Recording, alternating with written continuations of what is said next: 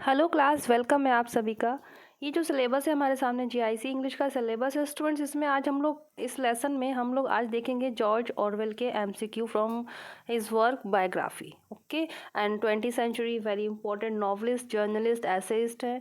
ये इनका सिडोनिम है। ये जो इनका नेम है जॉर्ज ऑरवेल, ये इनका सिडोनिम है। रियल नेम इनका क्या है वो हम देखेंगे।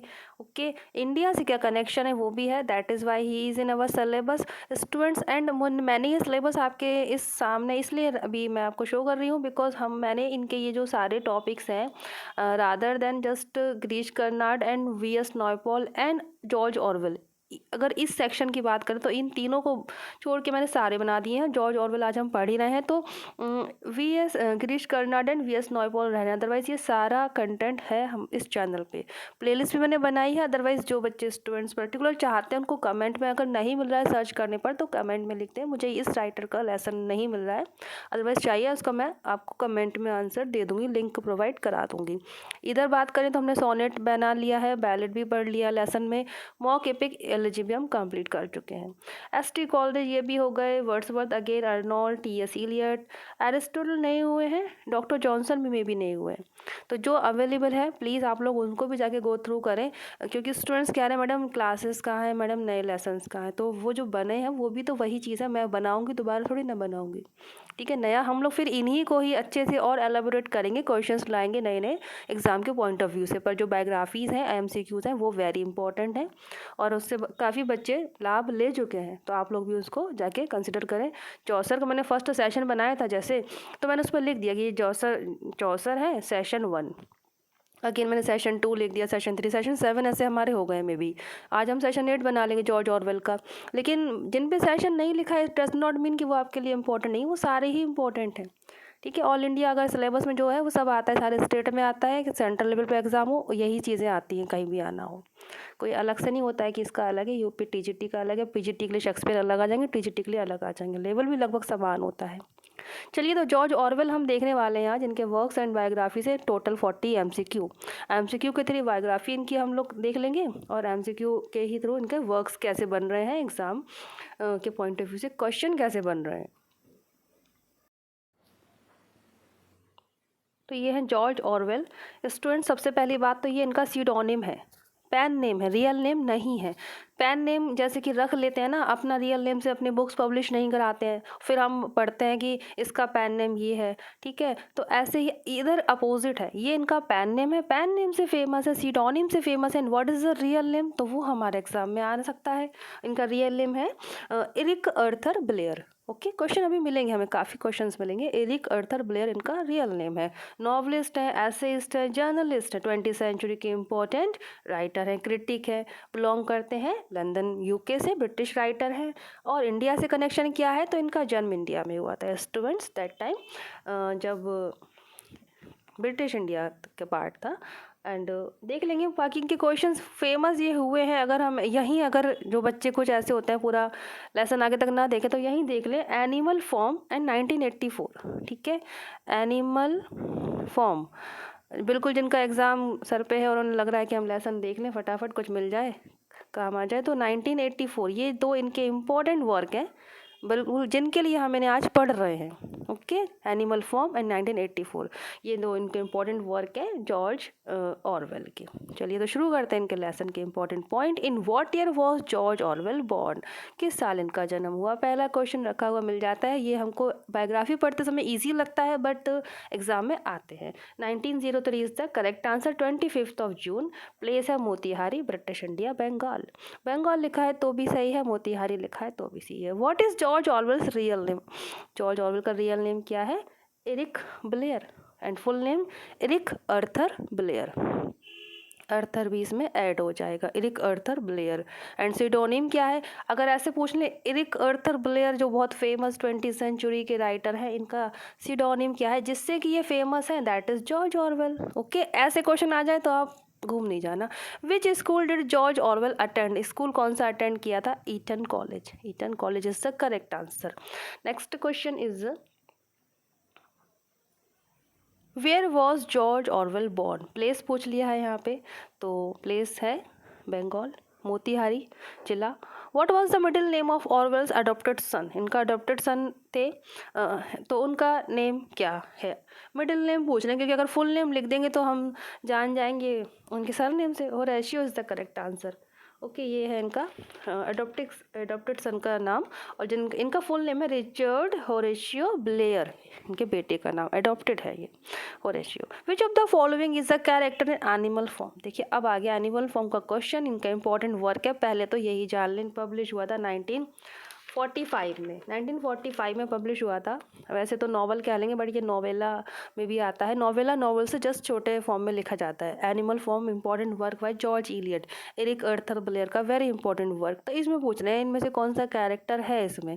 Boxer the horse is the correct answer. Babe the pig नहीं है, विनी द पू नहीं है, Boxer the horse, Boxer character है, हॉर्स है जो कि उसका नाम बॉक्सर होता है।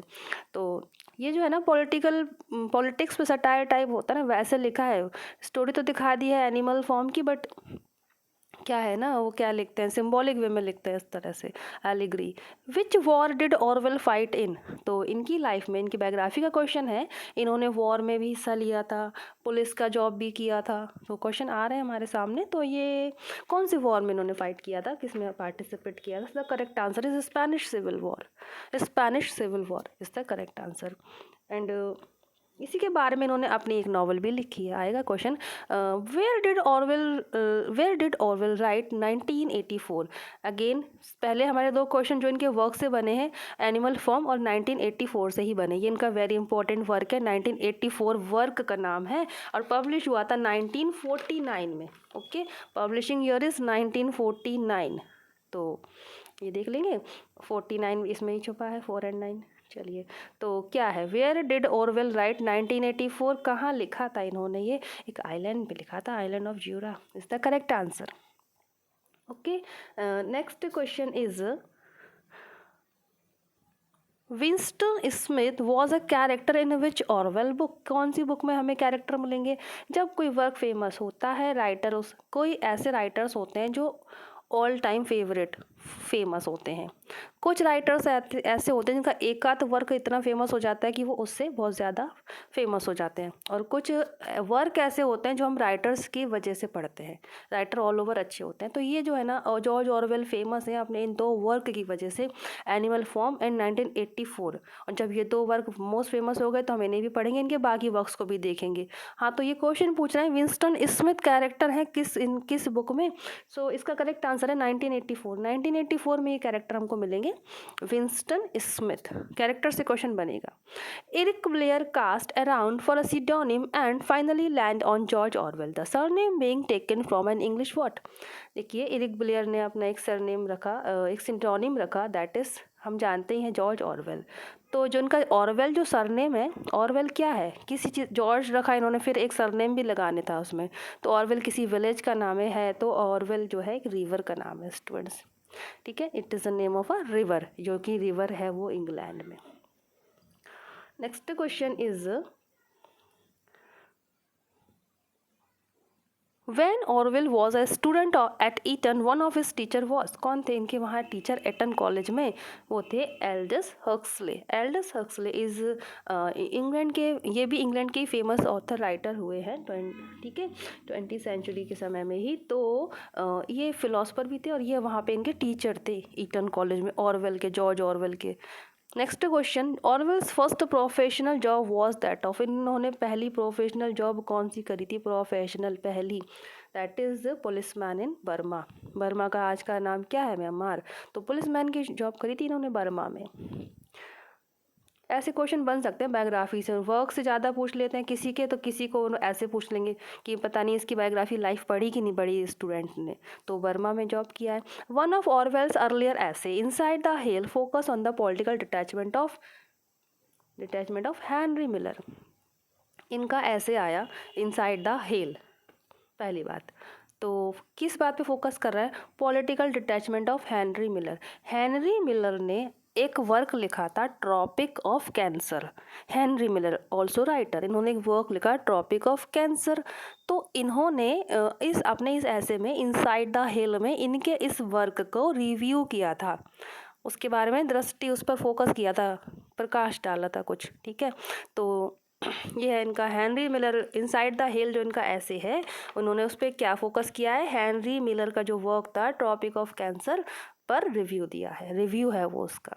ओके, इनसाइड द हिल क्या है, ये जो इनसाइड द हिल है ये एक ऐसे है, 3 पार्ट्स में ऐसे आया था ये वाला, और पब्लिश कब हुआ था, 1940 में, 1940 में पब्लिश हुआ था इनसाइड द हिल। कनेक्शन इसका हेनरी मिलर से है। Okay, next question, down and out and Paris in London, बहुत इनका ये एक और वर्क है, वो उन दो के अलावा जैसे और भी वर्क्स आएंगे, तो down and out in Paris and London इनका ये वर्क है। तो क्वेश्चन देख लेते हैं पहले, फिर समझाएंगे। Following Orwell's experience of tramping with the poor and homeless includes the memorable section where he describes his time in Paris working as। तो ऑरवेल्स के एक्सपीरियंस है ट्रैम्पिंग के पुअर्स और होमलेस लोगों के साथ, इंक्लूड्स मेमोरी सेक्शन है, कहाँ पर ये और क्या बताते हैं अपने इस वर्क में, क्या कि जहाँ इन्होंने अपना टाइम स्पेंड किया था पेरिस में, किस तरह से क्या वर्क करते हुए टाइम स्पेंड किया था इन्होंने पेरिस में। तो आंसर है डिश वॉशर का, डिश वॉशर का काम करते थे ये पेरिस में। तो यही तो इसका नाम है ना, नॉवल का क्या नाम है, डाउन एंड आउट। ठीक है, पेरिस और लंदन में इनके जो एक्सपीरियंस रहे, इनके ट्रैम्पिंग किया मतलब घूमना, पैदल चलना यहाँ से वहाँ, खूब पुअर्स लोगों के साथ, होमलेस के साथ, लोगों के साथ। तो इनके पेरिस में वहाँ क्या वर्क करते थे, एज अ डिश वॉशर, बर्तन धोने का काम। तो ये जो उनका वर्क है डाउन एंड आउट, देखिए इनका फर्स्ट वर्क है, फर्स्ट नॉवल नहीं है, फर्स्ट बुक है, क्योंकि ये नॉन फिक्शन में आ जाता है। तो फर्स्ट वर्क पूछ ले, ये है इनका down and out in Paris in London, publish हुआ है 1933 में। फर्स्ट नॉवल इनकी बर्मीज़ डे है, वो 1934 में पब्लिश हुई थी। ओके, तो ये इसके बारे में बताया गया, डिश वॉशर के इन्होंने पेरिस में वर्क किया था ऐसे। Orwell's first novel Burmese Days was strongly influenced by, इनकी first novel in strongly influence किससे है, E.M. Forster's a passage to India से बहुत ज़्यादा प्रभावित होकर इन्होंने अपनी ये नॉवल लिखी थी, बर्मीज़ डे, पब्लिश्ड इन 1934। तो अभी हम यहाँ इनको हम पढ़ रहे हैं जॉर्ज ऑरवेल को, एनिमल फॉर्म हमारे सामने क्वेश्चन आ लिया है, 1984 नॉवल का भी क्वेश्चन देख लिया, एंड देन वर्क्स आ रहे हैं बार बार, तो वर्क्स पे फोकस रखें, Burmese days, inside the hill. Okay, बस वर्क्स के नेम एक बार आप जहाँ जिस क्वेश्चन आ रहे हैं ना, पर उसमें जिस भी वर्क्स का नाम आ रहा है वो एक जगह आप लिख भी सकते हो। ओके, तो फिर आपकी बाकी चीज़ें क्वेश्चन में क्या पूछी गई वो तो याद रह ही जाएंगी, क्या इन्फ्लुएंस है, क्या है, फॉस्टर से पैसेज से प्रभावित होकर लिखा था, कौन सा वर्क, बर्मीज़ डेज, तो बर्मीज़ डेज याद रखें, बाकी पॉइंट आपके वैसे ही सरफेस पे रहेंगे। His second novel, A Clergyman's Daughter, इनकी सेकंड नॉवल है Clergyman's Daughter, describe the adventure of Dorothy, who through loss of memory briefly escape her spinster life to join a group। इनका novel है ये second novel, a clergyman's daughter, publish हुआ है 1935 में, Burmese days के अगले ही साल, वो 34 में आया था, 35 में आया सेकंड नॉवल। इसमें इनकी बेटी है डोरोथी, डोरोथी हेरा इसका फुल नेम होता है। ये बीमारी होती है इसको एमनेशिया की, यानी कि मेमोरी लॉस की। तो फिर ये करती क्या है इस बीमारी में, तो अपनी इंस्पेक्टर लाइफ को से एस्केप करके ये ग्रुप ज्वाइन कर लेती है ट्रैम्स एंड हॉप पिकर्स का। ट्रैम्स एंड हॉप पिकर्स एक तरह की वो गाड़ियाँ होती हैं, जैसे कि हमारे यहाँ बुलडोजर्स नहीं आते हैं सामान उठा के साफ क्लीन कर देते हैं, वैसे तरह के हॉप पिकर्स भी होते हैं, ट्रैम्स होते हैं, उन सब लाइफ को ज्वाइन कर लेती है डोरोथी क्लर्जीमैन्स डॉटर में। तो क्लर्जीमैन डॉटर इनका इंपॉर्टेंट वर्क है, सेकंड नॉवल है। Dorothy is the main character name भी आ रहा है, डोरोथी किस में है, क्लर्जीमैन में है। क्लर्जीमैन डॉटर में क्लर्जीमैन की डॉटर है कौन, डोरोथी है। क्वेश्चन कैसे भी बन जाए।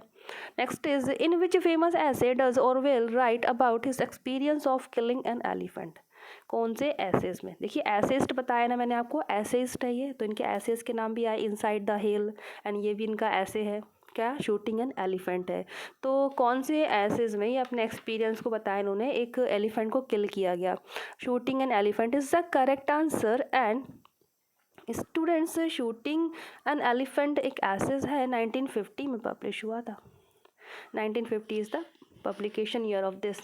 तो इनकी लाइफ स्पैन तो हमने देखा ही है, तो 1950 में ही इनकी डेथ है स्टूडेंट्स, मैंने स्टार्टिंग में बताया नहीं। हाँ, 1903 इज़ द बर्थ, इनका बॉर्न हुआ है जॉर्ज ऑरवेल का, एरिक अर्थर ब्लेयर जी का, एंड 1915 का डेथ है। ओके, तो शूटिंग एन एलिफेंट भी इनका 1950 में पब्लिश हुआ था। Orwell wrote keep the aspidistra flying, file, इनका वर्क है। कीप द एस्पेडिस्ट्रा फ्लाइंग, कब लिखा था, कब लिखा था ये पूछ रहे हैं। तो इन्होंने लिखा था ये working in a book store, जब किसी बुक स्टोर में वर्क करते थे, जॉब करते थे, उस समय उन्होंने अपना ये वर्क लिखा था, keep the aspidistra flying. Okay, ये इनका जो वर्क है स्टूडेंट्स 1936 में पब्लिश हुआ था, 1936 में। और इसमें लंदन की सेटिंग दिखाई गई है। हर नॉवल में सेटिंग रहती है, किस कंट्री की, किसी देश की कहानी जो चलती है, कहाँ चल रही है, तो लंदन की सेटिंग है इसमें। Aspidistra is a satirical self portrait recounting the author's what, जैसे कि जिनका वर्क है यही वाला एस्पेडिस्ट्रा फ्लाइंग, इसी के बारे में पूछ रहे हैं। तो is a satirical self portrait है, सेल्फ के बारे में बता रहे हैं, पोर्ट्रेट किया है सेल्फ को। रिकाउंटिंग, रिकाउंट भी क्या करा है, खुद को पोर्ट्रेट करते हुए क्या रिकाउंट कर रहे हैं, क्या याद कर रहे हैं अपने इस वर्क में, कीप द एस्पेडिस्ट्रा फ्लाइंग में। तो आंसर इसका हो जाएगा literary aspiration and financial humiliation. ठीक है, इनकी जो एस्पिरेशंस थे लिटरेचर को लेकर, फाइनेंशियल ह्यूमिलेशंस जो था, कमी थी, तो वो सब इन्होंने अपने रिकाउंट किया है अपने इस वर्क में। In his novel The Road to Wigan-Pier, Orwell once, please students work से नेम को फोकस करते चलिए। द रोड टू विगन-पियर इनका जो नॉवल है, Orwell once described his writer as a sort of gutless Kipling. इन्होंने इस नॉवल में एक राइटर को ये बोला है, a sort of gutless Kipling. किसको बोला है, बस ये पूछ रहे हैं यहाँ पे, किसको इन्होंने ये कमेंट किया है, a sort of gutless Kipling. It is W.H. Auden. तो W.H. ऑर्डन की जब आप बायोग्राफी पढ़ेंगे तो वहाँ भी ये क्वेश्चन बन सकता है कि इनको ये किसने बोला है, जॉर्ज ऑरवेल ने ये किया है इनके बारे में अपनी नॉवल द रोड टू विगन-पियर में। द रोड टू विगन-पियर जो इनका वर्क है 1937 में पब्लिश हुआ था। ओके, 1937 में। तो अभी देखिए एनिमल फॉर्म पब्लिश नहीं हुआ है अभी तक ना, एनिमल फॉर्म 1945 की पब्लिशिंग है। ये सारे आ रहे थे जब Burmese Days. Okay, second novel आ गया क्लर्जीमैन्स डॉटर, देन ये वाला द रोड टू विगन-पियर, जिससे मोस्ट फेमस हुए थे ये वो होते हैं इनके एनिमल फॉर्म, और वो 1945 में आया था। तो अभी थोड़ा इस पे भी फोकस करते चले। इन पहले वाले नॉवेल्स से भी वर्क से क्वेश्चन बन रहे हैं इनके। Orwell fought in the Spanish civil war with the, जैसे कि पहले क्वेश्चन पूछा कि कौन सा वॉर में इन्होंने पार्टिसिपेट किया, बता दिया हमने स्पेनिश सिविल वॉर। अगेन अब उसमें पूछ रहे हैं किसके साथ मिले थे ये, तो यूनिफाइड मार्क्सिस्ट वर्कर्स पार्टी। ये भी ठीक है, क्वेश्चन है, बन सकता है भी, किन वॉर में गए थे, किसके साथ। The classic homage to Catalonia was not well received by the English left. ये इनका वर्क है, क्लासिक बोला गया है इसे, ये इनका वर्क का टाइटल है ये, homage to Catalonia was not well received by the English. तो इसको इतनी रिस्पॉन्स नहीं मिला था इंग्लिश लोगों के द्वारा। ठीक है, क्यों नहीं मिला था यही पूछ रहा है। बता रहे हैं कि केवल इतनी ही कॉपीज मतलब सेल हुई थी, बिकी थी। वाई, बिकॉज, क्यों, होम टू कैटलोनिया इनका वर्क है। इनमें से किस वर्क को इतना रिस्पॉन्स नहीं मिला, होमेज टू कैटलोनिया 1938 में पब्लिश हुआ था ये पहले। तो आंसर इसका हम देख लेंगे क्या था इसका answer. Were generally sympathetic to Soviet Russia. तो यही है इसका आंसर कि रशिया के बारे में सिंपथेटिक बहुत ज़्यादा दिखा दिए इन्होंने अपने इस वर्क में, इसीलिए नहीं मिला रिस्पॉन्स। ठीक है, were generally sympathetic to Soviet Russia, या किस वर्क में सोवियत रशिया के बारे में बता रहे हैं, तो कैटलोनिया, होमेज टू कैटलोनिया बता सकते हैं आप लोग। ओके, तो इनका वर्क नेम प्लीज़ आप कंसिडर करिएगा। Next is the transitional work coming up for air can be considered a political what. इनका ये वर्क है। फर्स्ट क्वेश्चन इज, पहली बात तो यही है कि ये क्या है, इनका एक इम्पॉर्टेंट वर्क है coming up for air by George Orwell. तो इसमें पूछ रहे हैं कैन बी कंसीडर्ड, किस इस वर्क को आप कैसे कंसीडर कर सकते हैं, तो the correct answer is B, state of England novel. ये स्टेट ऑफ इंग्लैंड नॉवल को ऐसे कंसीडर कर सकते हैं, coming up air state of England novel, publishing year is 1939। Okay, next question is the ironically titled essays such were the joys reflect on Orwell's time at what। देखिए ये इनका ऐसे है, पहली बात देखो एसेज है। अब जैनर क्या है, लिटरेरी फॉर्म क्या है वो भी देखते चले। नॉवल बता रहे हैं, एसेज बता रहे हैं। सच सच वर द जॉयज, ये जो इनका एसेज है 1952 में हुआ था पब्लिश्ड। ओके, पोस्टमसली पब्लिश हुआ है, देखिए मृत्यु के बाद। तो क्या इसमें किस बारे में रिफ्लेक्ट कर रहे हैं, अपने बोर्डिंग स्कूल के बारे में बताया इन्होंने इसमें, बोर्डिंग स्कूल। नेक्स्ट क्वेश्चन, इन विच क्लासिक ऐसे does Orwell offer advice about writing recommending fresh and direct language. तो इसका जो आंसर है देख लें आप पहले तो, politics and the English language, ये इनका ऐसे है। इन विच क्लासिक ऐसे पूछा ना, ऐसे तो ऐसे है इनका ये, politics and the English language ऐसे है। और इसमें इन्होंने बोला है, वकालत की है डायरेक्ट और फ्रेश लैंग्वेज को यूज़ करने की राइटिंग में। ऑफर कर रहे हैं एक एडवाइस, राइटिंग के बारे में एक एडवाइस दी है, भाषा लिखो कैसे, फ्रेश और डायरेक्ट लैंग्वेज के बारे में इन्होंने एडवाइस दी है। तो कौन से एसेज में कही है, जिसमें उसका नाम ही है इंग्लिश लैंग्वेज, जिसमें ये बात कर रहे हैं लैंग्वेज की। Okay, politics and the English language publish हुआ है 1946 में, और ये एक ऐसे है। Next question, home is Orwell speaking, ये बोली है स्पीच इन्होंने, स्पीच है, कोटेशन है, कुछ बात है। क्वेश्चन अलग से भी बन जाएगा, मैं बताती हूँ कैसे। तो किसके लिए बोली थी, his basic aims were anti human and reactionary but regarded simply as a politician and compared with the other leading political figures of our time. How clean a smell he has manage to leave behind, कितनी प्यारी कितनी clean smell ये इन्होंने manage करी अपने पीछे से, इतने अच्छे काम किए हैं। तो ऑरवेल ने ये बात बोली है गांधी जी के बारे में। तो हम लोग समझ सकते हैं ऑरवेल का गांधी जी से भी इन्फ्लुएंस थे ये। ओके, ये क्वेश्चन हो जाएगा। एनिमल फॉर्म, ये जो इनका वर्क है जो 1945 में पब्लिश हुआ था, एनिमल फॉर्म बहुत फेमस है जिससे कि ये पॉपुलर हुए, was rejected by every major publishing house, इसको रिजेक्ट कर दिया गया था सारे पब्लिशिंग, मोस्टली मेजर जो पब्लिशिंग हाउस थे in UK, including T S. Eliot at Faber and Faber, यहाँ तक कि टी.एस. इलियट भी थे, उनका जो फेवर था उसमें भी इसको नहीं लिया था, इन्होंने पब्लिश नहीं करने दिया था, क्योंकि until it found acceptance at the small form of Sacker and Warburg. It also had difficulty in America. तो क्यों, dial press in New York, America में भी क्यों हुआ था, रिस्पॉन्डेड क्या हुआ था इसके बारे में, क्योंकि ये किस बारे में लिखा गया था, क्यों इसको पब्लिश नहीं करा रहे थे। It was impossible to sell animal story in the USA, ये था इसका आंसर। It was impossible to sell animal stories in the USA. Animal form में ना एनिमल की स्टोरीज हैं, बट स्टूडेंट्स वो ना सिम्बॉलिक वे में लिखा है इन्होंने, एक तरह से राजनीति पे तंज कसा है, सटायरिकल वे में लिखा है। तो ये जो इनका वर्क है एनिमल फॉर्म, तो पब्लिशर ने काफ़ी इसको रिजेक्ट कर दिया था, नहीं पब्लिश किया था। और अमेरिका में तो ये था कि एनिमल स्टोरी को बेच ही नहीं सकते आप। कंप्लीट द फेमस फ्रेजेस, इसमें ऑप्शन नहीं है, डायरेक्ट ले लिया है क्योंकि ये बहुत ही फेमस फ्रेजेस थी, जैसे कोटेशंस फेमस होती हैं बहुत राइटर्स की होती ही हैं, तो इनकी ये वाली बहुत फेमस हुई थी। All animals are equal but some animals are more equal than others. तो बहुत इंपॉर्टेंट कोटेशंस है बाय जॉर्ज ऑरवेल, और इनका जो वर्क है एनिमल फॉर्म वहीं से ही ये ली गई है, कोटेशंस उसी में से ही है। ऐसे भी पूछ सकते हैं ना किस वर्क की है, एनिमल फॉर्म की है। All animals are equal but some animals are more equal than others.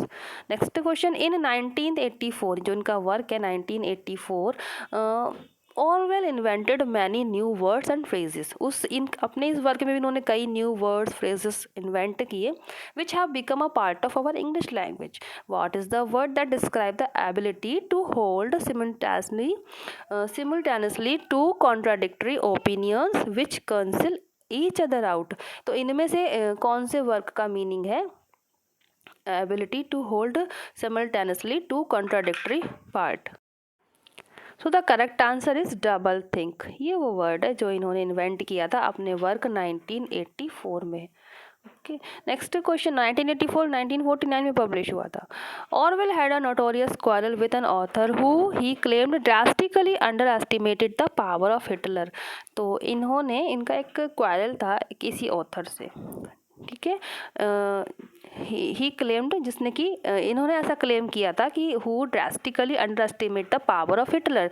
The author confronted him after Orwell published an essay on the subject that the god awful draw continued for some time thereafter. Who was the author under attack? तो वो author कौन है जिनके साथ उनकी ये पूरा case हुआ था?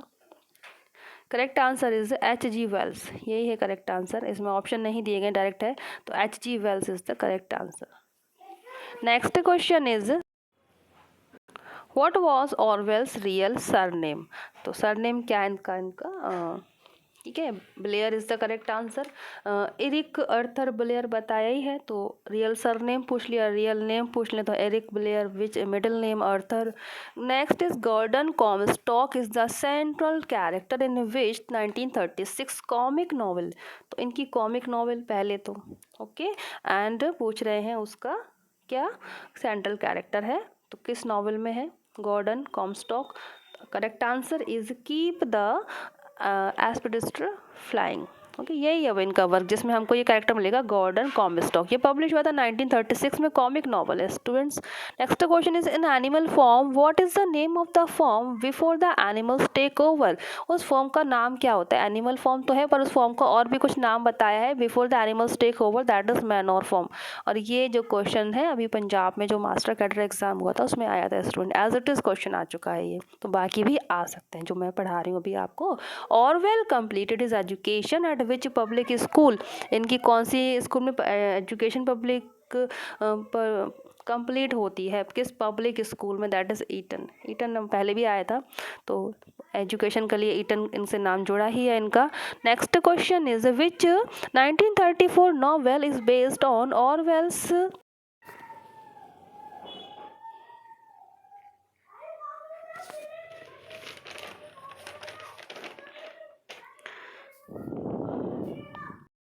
ईयर भी लिखी है स्टूडेंट्स यहाँ पे कि ये जो 1934 में आया, ये पब्लिश हुआ है इनका जो वर्क बर्मीज डेज। ओके, और ये पूछ रहे हैं एक्सपीरियंस है इनके इंडियन इंपीरियल पुलिस की जॉब के।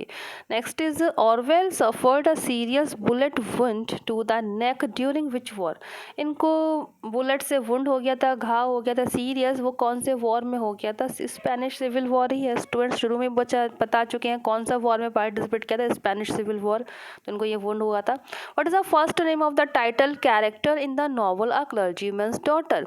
तो मेन कैरेक्टर कौन है उसमें? क्लर्जीमैन की डॉटर है कौन? तो वो डोरोथी हैं, ओके, जिनको कि भूलने की बीमारी थी, amnesia, loss memory. In Orwell's semi autobiographical account of his living in poverty in both cities he was down and out where? देखिए ये इनका जो वर्क है down and out Paris and London, इसका फुल टाइटल तो यही है, पर इन्होंने यहाँ पे सिटी पूछनी है तो इन्होंने आधा टाइटल बोला है और पेरिस एंड सिटी हमसे पूछ लिया है, ठीक है। क्या है ये? सेमी ऑटोबायोग्राफिकल है, और जो कि इनकी लिविंग रही पॉवर्टी में, गरीबी में रहे, ये किन दो सिटीज़ में रहे? तो डाउन एंड आउट देखा इन्होंने वहाँ पे, कहाँ? पेरिस एंड लंदन में पूछा, ऐसे गया है, ठीक है, down and out London, Paris and London. तो द करेक्ट आंसर इज ये हो गया इनका पेरिस एंड लंदन। पब्लिश ये हुआ है 1933 में, फर्स्ट वर्क है इनका 1933, नॉन फिक्शन कह लेंगे। नेक्स्ट आई थिंक हो गए सारे आंसर, हाँ एक और है अभी है। In his essay Politics and the English Language, Orwell provides how many roles for writers of English? जैसा कि इनका ये वर्क है, इन्होंने रिकमेंड किया, एडवाइस करी है कि फ्रेश और डायरेक्ट लैंग्वेज यूज़ किया जाए। अभी आया था ना question, politics and English language का ऐसे है जो इनका, और ये पब्लिश हुआ है इनका ये ऐसे 1946 में।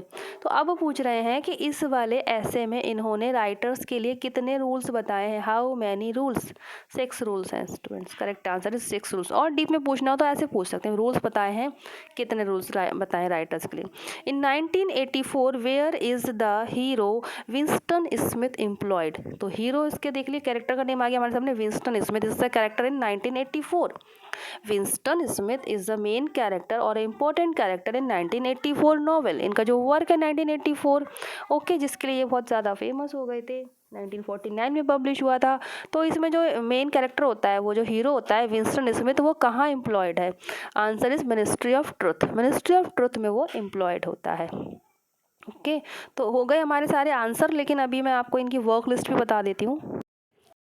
ये इनके सारे वर्क हैं, देखिए नॉवेल्स एंड नॉन फिक्शंस। तो पहला वर्क है फर्स्ट, देखो ईयर 1933 लिखा है ना, और ये 1934 में आई थी फर्स्ट नोबेल बर्मीज डेज, पर इसके पहले इनका ये वाला वर्क भी पब्लिश हुआ था, down and out in Paris in London. इसीलिए फर्स्ट वर्क है तो ये है, फर्स्ट नॉवल है तो ये है पब्लिश, ठीक है।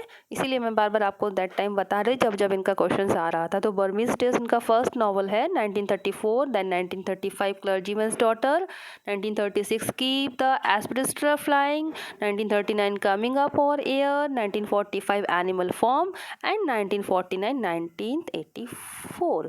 तो ये टू वेरी इंपॉर्टेंट है। एंड नॉन फिक्शन में down and out in Paris in London, the road to Wigan Pier and homage to Catalonian. सभी के क्वेश्चंस हमने आज इस लेसन में देखे हैं।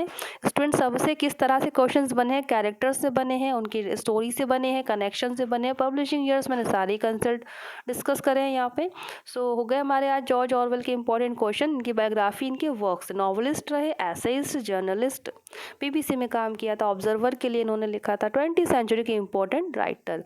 रियल नेम इनका है एरिक अर्थर ब्लेयर एंड जन्म इनका हुआ है मोतिहारी, बंगाल, ब्रिटिश इंडिया में 1903 में। डेथ है इनकी 1950 में, university college hospital London UK में इनका डेथ होता है 1950, 21 जनवरी। ये हो गया हमारे आज के ऑथर कंप्लीट। एंड जो भी आपको राइटर चाहिए प्लीज़ उसका नेम लिखिए, I will provide you the link of that video. Thank you so much for watching this lesson. खुश रहिए, पॉजिटिव रहिए। जय हिंद।